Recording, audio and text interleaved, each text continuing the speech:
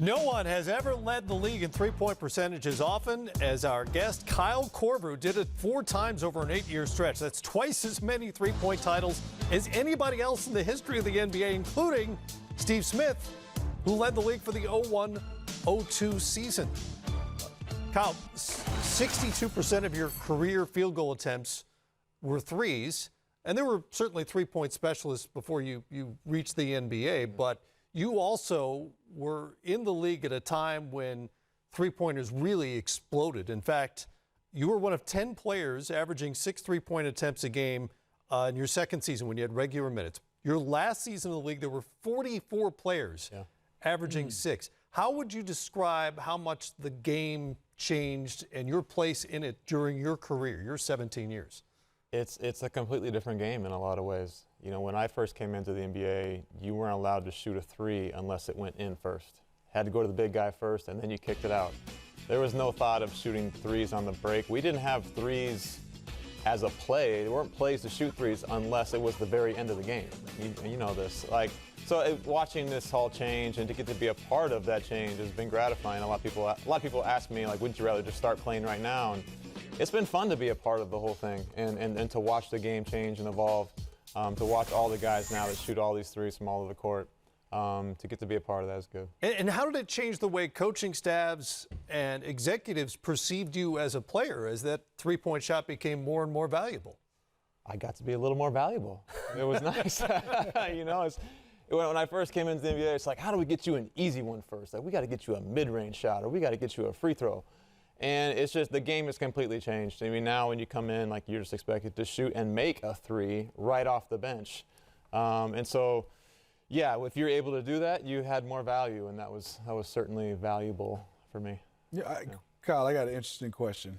All your 17 seasons, right?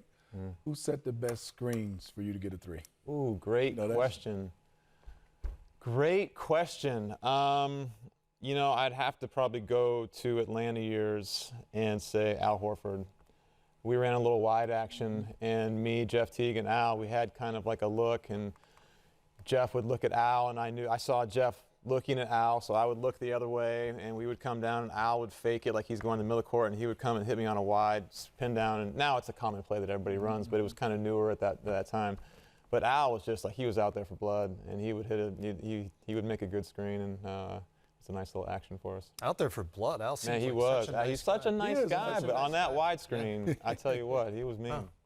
You also hold the NBA single-season record for three-point accuracy, nearly 54%, 53.6 to be exact, back in the 09-2010 season. What was it about that season with Utah, or about you, that things went so right? I mean, aside from the hair, obviously, things went so right for you as a shooter. Probably mostly the hair.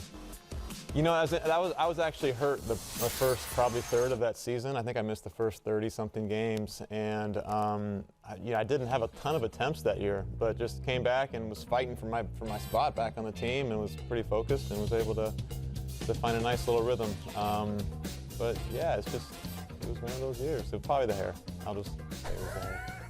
Yeah, obviously you had a bunch of great shooting seasons. Do you have seasons where you just felt better shooting the basketball over the course of months than others? You know, I think a big part of shooting is health.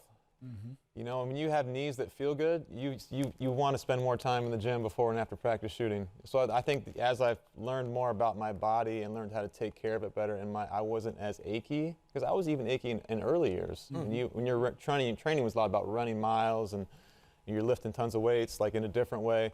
As I learned to take care of my body more, I felt more fresh. And as you get older, as long as your body isn't breaking and not hurting, you should be a better shooter. You should keep on getting better at shooting. Shooting doesn't go the other way until your body goes the other way. So once I learned how to take care of my body better, I think those middle years for me are probably my best one. Question I have, Kyle, and the 4 times you won it, what was the closest race you had of coming down the stretch? Do you remember that? Because I remember mine. I just want to know, did you start to look up and say, well, you know what, I'm not going to take this long half-court shot? Because at one point, I know when I was in San Antonio, me and John Barry was a few percentages away, and I launched one, 3, 2, 1, and going into halftime, and the teammate said, well, first, if you're going for percentages, you don't shoot those shots at half. Like, you're not going to shoot those. Right. But, I mean, I would say that, every year when you're at the top, you're looking around. I remember one year, Jose Calderon was ahead of me by like point something percentage points. And then he stopped. He was hurt, like Pistons were kind of out of it. He stopped. I was so mad that he stopped. But you're always looking at that. You're creating like this extra layer of pressure on yourself because you want to win it. So there's certainly those games that you gotta, those kind of mind games that you gotta play through. But I mean, there's a lot of good shooters. I think like a lot of times it was pretty tight at the end there. You're also part of the legendary 2003 draft class. You may know some of the names from that draft class: LeBron James, Carmelo Anthony, Dwayne Wade, Chris Bosh, among others. Did you know you were 5th in minutes from that draft class as the 51st pick in the class and 6th in points? I didn't know that. Yeah, it's an incredible class. And I think there's a bunch of great players, but there are also a bunch of great people. And I feel like guys in that draft class not only push the game forward, but they push forward what it means to have a platform and to use your voice, to understand that you are not just a basketball player, you're also a business. We came along with social media and all these things that have played a role into how the game has changed. And a lot of these guys have been at the forefront of how athletes view themselves. And so, to me, I mean, we talk a lot about more than an athlete, but this class really has given a blueprint for a lot of guys of like what you can do with this career. Like you have to make sure that the main thing is the main thing, right? Like the game is still the game, and you got to be available and you got to be able to perform and to play. But there's a whole lot of other things that you can do to push this world forward too. And so I think that it's an honor to be a part of this class, honestly. I mean, it's just a lot of great players, a lot of great people in it. Colin, man, not only looking at that class, to what you said, great players, also off the court, social justice and everything. But I thought this class took it to the next level on how to take care of your body. Yes. It just seems like, you know, whoever it was led by, I know you said LeBron, but it seemed like this era, around that area, that class started to look at the longevity all you guys had. I mean, it was my era. You're going to do a couple push-ups, you bench press, and you're all right. But this era, couple push-ups. Rest and recovery was huge, starting, I think, around your era. No, I agree. And you know, social media has changed the game. Sports science has evolved so much. And I think the guys who took it seriously in their younger years, you're seeing their careers play out longer.